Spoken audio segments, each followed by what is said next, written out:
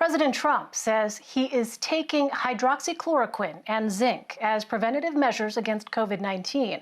But the FDA has warned people to not take hydroxychloroquine outside of a hospital or to prevent disease, saying that some patients treated with the drug showed, quote, serious heart rhythm problems, end quote. Meanwhile, a top White House official is openly criticizing the Centers for Disease Control and Prevention over the agency's response to the coronavirus outbreak.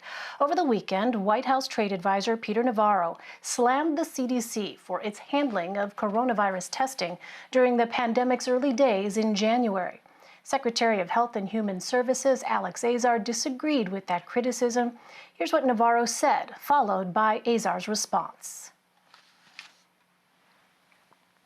The CDC, which really had the most trusted brand around the world in this space, really let the country down with the testing. I don't believe the CDC let this country down. I believe the CDC serves an important public health role. President Trump is also lashing out at one of the nation's top vaccine experts. You may recall Dr. Wright testified before the Senate last week.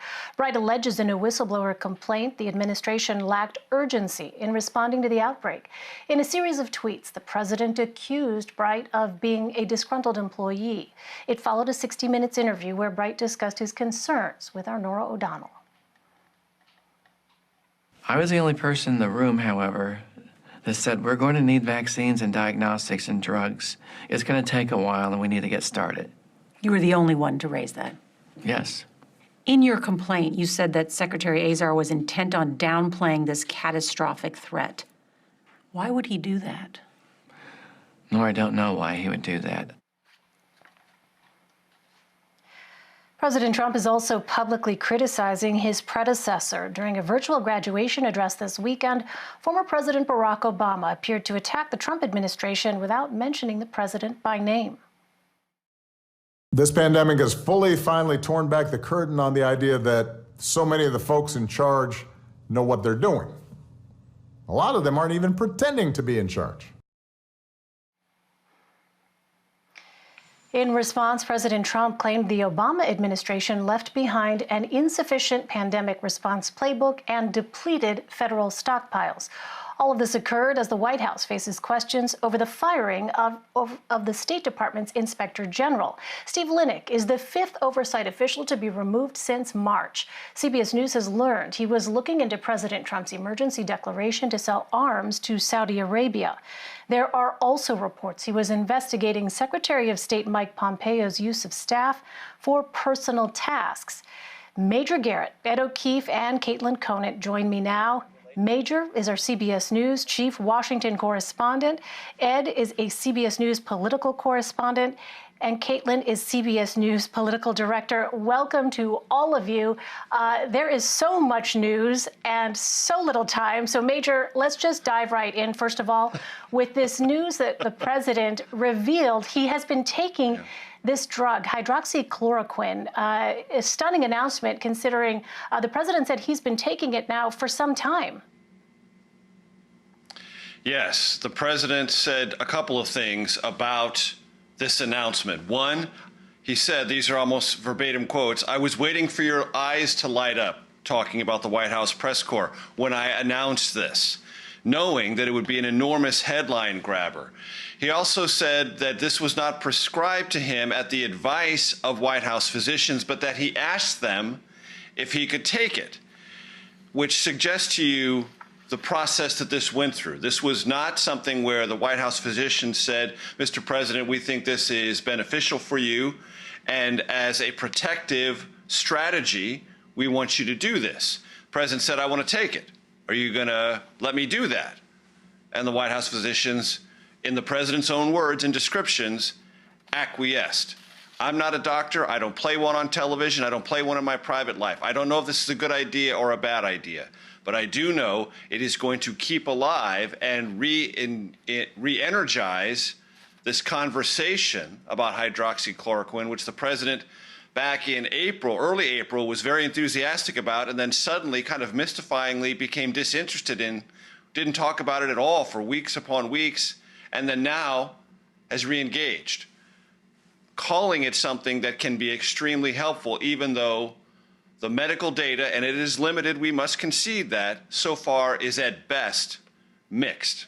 But the President of the United States is now taking it and advertising it in ways that he never did before. It is, in every respect, one of today's big shocking headlines.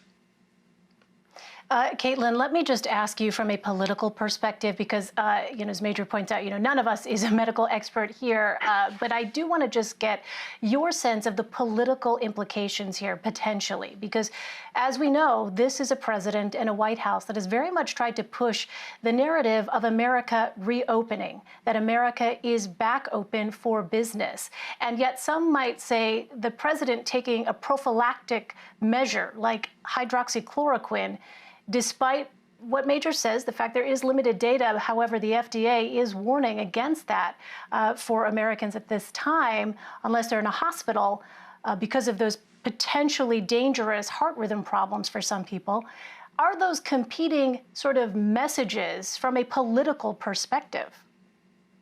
Well, I think Major hit the nail on the head when he said that this is just putting this conversation out there again. And we're going to be talking about this and what the president did today for a few days now, probably. And instead, they want to be talking about steps that they are taking to lead on making sure that people are comfortable, on having a unified message, on steps that people should be taking and businesses should be taking to reopen the economy, do it safely, make sure that people have the confidence that they feel they can go back to work securely, start living their lives in some sort of sense of normalcy again.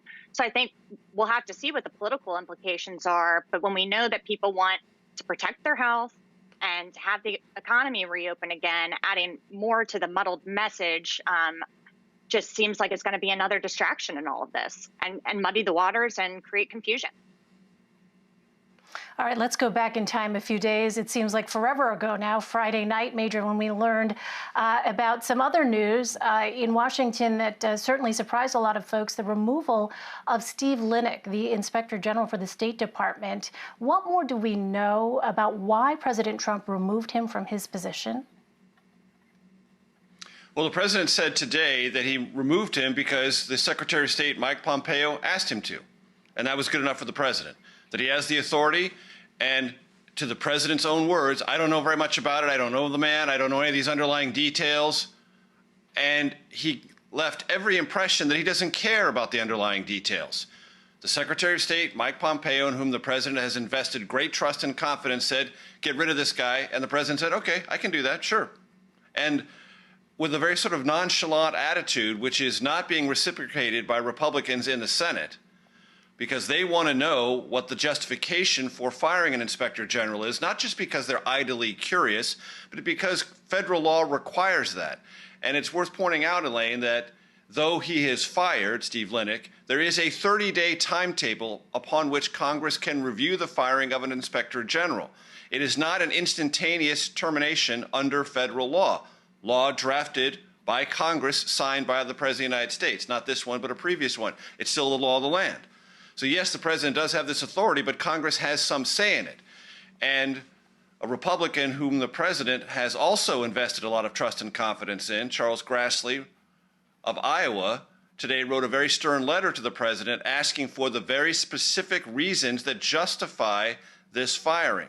Susan Collins, Republican of Maine, did so as well, but Grassley is much closer to this White House and has given the president some latitude on these issues before, but it appears he is less comfortable with this decision and wants the president to, as law requires, explain in full detail the underlying justification for this. One thing I also want to add, Elaine, to our previous conversation about hydroxychloroquine. I've been covering the presidency of the United States for the better part of 15 years as an institution. And typically, when there is something that is done on the president's behalf from a health perspective, at a time of, let us say, heightened public curiosity, the White House, through the physician's office, makes some kind of announcement about it. This is, I think it is very fair to say, it's probably a cliche, it's so obvious, a time of heightened public interest where it comes to the health of the president and the health of the country are concerned. No announcement from the White House about this protective measure of taking hydroxychloroquine. What that tells me is the president owns this decision entirely and is announcing it at his timetable and to his satisfaction and to his own sense of comfort. This is not something the institution of the presidency, through the physician's office and everyone who works around the presidency, is doing in coordination with the president. This feels very much to me like the president decided, the president's doing this, now the president's announcing it. That's unusual for me in many respects. Right. Ed, turning back to the Steve Linick news, how is it, Major touched on it a short time ago, but how is it that lawmakers on both sides of the aisle are actually responding to this firing, not just Republicans, as Major pointed out, but Democrats as well? Well, it's as if the House Speaker knew you would ask, Elaine. Just a few minutes ago, she released a letter responding to the president, who by law was supposed to inform her, as he did Friday night, of his decision. And she says in part, quote, "This removal is part of a pattern of undermining the integrity of the inspectors general and therefore our government. It's alarming to see news reports that your action may have been in response to Inspector General Linick nearing completion of an investigation into the approval of billions of dollars in arms sales to Saudi Arabia. Therefore, I'm asking that you provide detailed and substantial justification within that 30-day window that Major mentioned." Look, we know from our reporting at CBS that Secretary Pompeo wanted him gone. There have been reports from that we've confirmed from the House Foreign Affairs Committee that suggested not only was this the Saudi arms deal situation, but also this idea that there may have been somebody on the payroll at the State Department running errands for the president, for the Secretary of State, which the president himself seemed to justify a little while ago in his comments to reporters, saying that Pompeo was very busy. If this were in isolation, it'd be a big deal. And the fact that this is the fourth Inspector General to get fired also makes it a big deal. The question is, how big a deal will it really be in the midst of everything else going on? And we just don't know. But clearly there is a pattern now and a real effort underway inside the administration to root out these kinds of watchdogs and see what exactly happens. And I hesitate to do this because it's exactly what he wants. But on this issue of the medicine the president's taking, unless or until there's proof that he's taking it, let's just remember, he says he's taking it. He could have had a ham sandwich for lunch when in fact it was tuna fish. We don't know, all right? So he may just be saying this to prop up those supporters of this medication that have been trying to convince him that that is the be-all and end-all. And he's also likely doing this because the polling is showing his team that there is growing skepticism and criticism of medical professionals in this country among his base. So why not gin up yet another argument where the doctors are going to light their hair on fire over this news and then point to that and tell his base, see, once again, the professionals, the scientists, aren't a fan of what I'm up to. It helps him motivate the base, keep them interested in a race where he's going to need them if he wants to win re-election in November. It's a good point, Ed. Let's turn to this criticism over the CDC's handling of testing in the early days of the outbreak. Caitlin, why this tension between administration officials over how the agency responded early on?